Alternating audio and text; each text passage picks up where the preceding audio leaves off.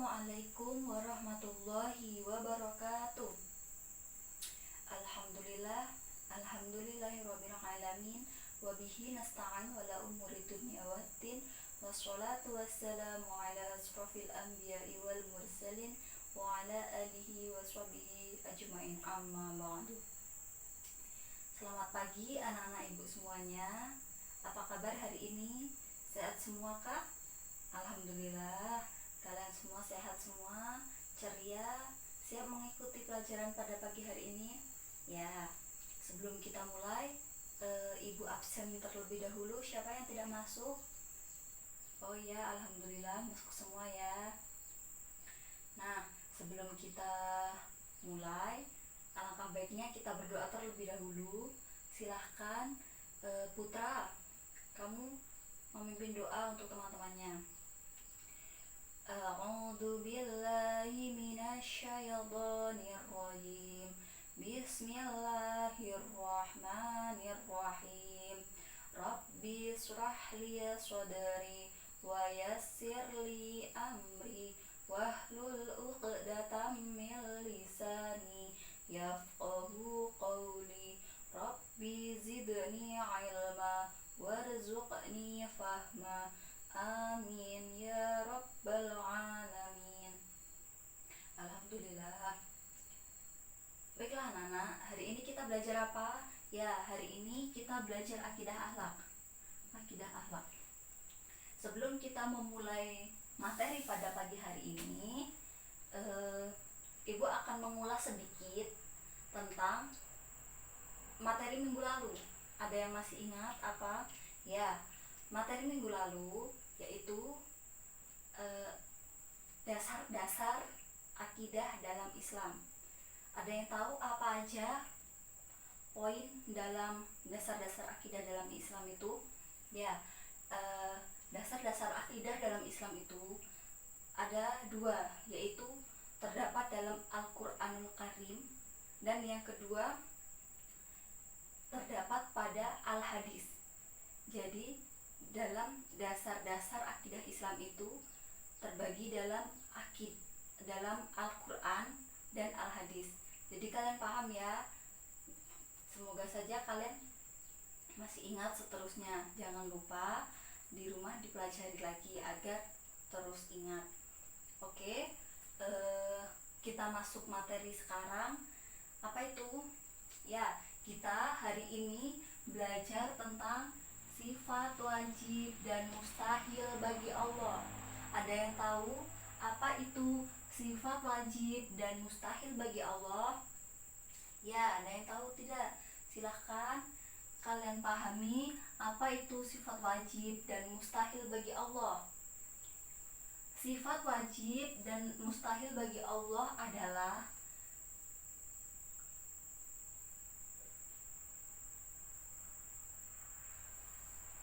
nih, sifat wajib itu adalah sifat yang pasti dimiliki oleh Allah. Kalian pahami, kalian lihat, sifat wajib itu adalah sifat yang pasti itu tidak pasti, itu terjadi, itu yang dimiliki oleh Allah. Dan yang kedua tadi sifat mustahil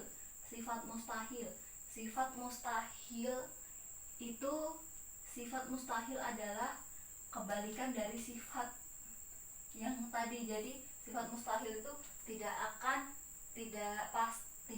dimiliki oleh Allah. Itu sifat mustahilnya, yang tidak mungkin dimiliki oleh Allah. Jadi dari dua sifat ini, sifat wajib Allah itu yang pasti dimiliki oleh Allah, dan sifat mustahil itu tidak akan dimiliki oleh Allah. Nah, apa saja sifat wajib yang dimiliki oleh Allah? Ada yang hafal? Ada berapa? Ya, ada 20 sifat wajib bagi Allah serta sifat mustahilnya. Ada yang hafal? Ayo kita sebutkan bersama-sama sifat wajib yang dimiliki oleh Allah dan sifat wajib yang dimiliki oleh Allah. Wujud qidam baqa mukhalafatul lil hawadisi qiyamuhu binafsihi wahdaniyah qudrat iradat sama basar kalam qadiran muridan aliman hayan sami'an basiron mutakaliman. Ya, ada 20 sifat wajib yang dimiliki oleh Allah. Kalian udah hafal semua anak-anak? Ya, alhamdulillah. Nah, di sini Ibu jelaskan sedikit apa itu sifat wajib. Nah, yang pertama itu wujud. Wujud itu artinya ada, anak-anak. Dan sifat mustahilnya adam, yang artinya tidak ada. Jadi dapat kalian ketahui, kalau seumpama Allah itu tidak ada, tidak akan adanya bumi ini, alam semesta ini. Dan buktinya Allah itu ada, adanya alam semesta ini. Yang kedua, apa yang kedua? Qidam. Apa itu qidam? Qidam artinya terdahulu. Dan sifat mustahilnya fana, yang artinya rusak. Nah,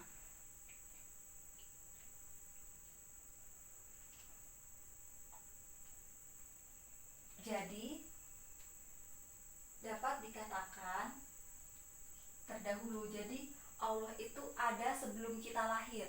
Allah itu sudah ada sebelum alam semesta ini diciptakan. Kalian paham sampai sini? Ya, alhamdulillah. Kita lanjutkan. Yang ketiga itu bako. Bako artinya berbeda dengan makhluk, atau sifat mustahilnya itu serupa dengan makhluk. Jadi di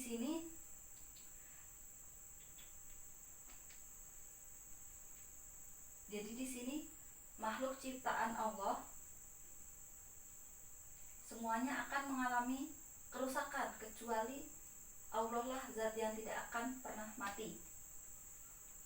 Yang keempat, mukhalafatul lil hawadisi, itu berbeda dengan makhluk. Dan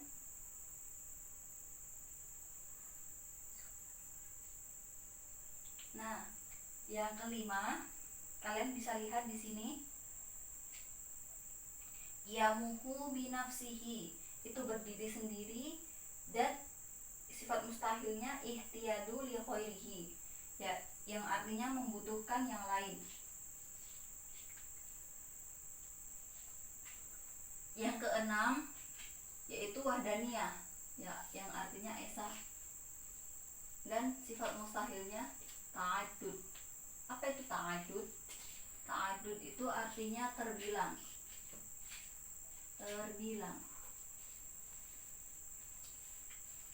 Nah, di sini dapat kita amati, dapat kita lihat, kita harus yakin bahwa Allah itu satu, esa, tidak terbilang, tidak banyak.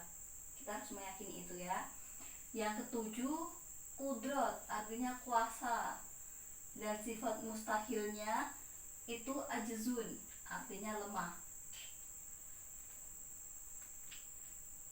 Dapat kalian lihat, yaitu Allah mempunyai kehendak dan kekuasaan untuk menciptakan alam semesta. Jadi Allah itu menghendaki mau menciptakan apa itu kehendak Allah. Kalian paham anak-anak? Ya. Yang kedelapan itu irodat, artinya berkehendak, dan sifat mustahilnya karohah, artinya terpaksa. Yaitu di sini kalian lihat, kekuasaan hanya ada pada zat Allah semata, tidak ada dalam zat lain, apalagi manusia. Yang ke-9 itu ilmun, dan sifat mustahilnya jahlun. Ilmun artinya mengetahui, dan jahlun artinya bodoh. Jadi